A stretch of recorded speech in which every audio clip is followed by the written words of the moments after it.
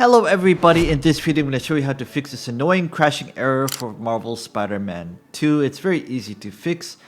The first thing you want to do is download the new GPU driver. That's of course, and if you're having trouble updating it, you might want to consider using software like DDU to uninstall the old driver and then install the newest driver. Some people have been having some success with that. But let's skip that in this video. In the video description, I'm gonna put a link to DLSS swapper, and basically it will show up as a virus in your Windows Defender.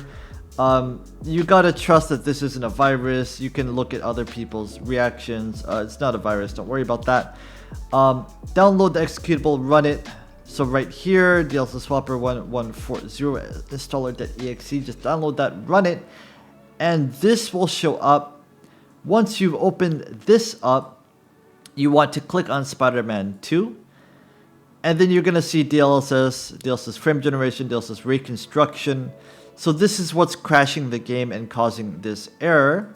So what you want to do is click on the very top one and hit swap, which will download it, and hit swap again, which will apply it. Let me show you here. So you click swap, it will download it, then you hit swap again to apply it, and I have applied it here. Let me switch it back to the newest version. And do the same for all three of these, DLSS, frame generation, frame construction. Click the top one, hit swap, and hit swap again to apply it. And that is it.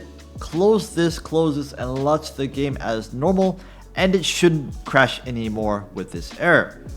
If this video helped you, leave the video a like and please subscribe. I would really appreciate it. Thank you very much.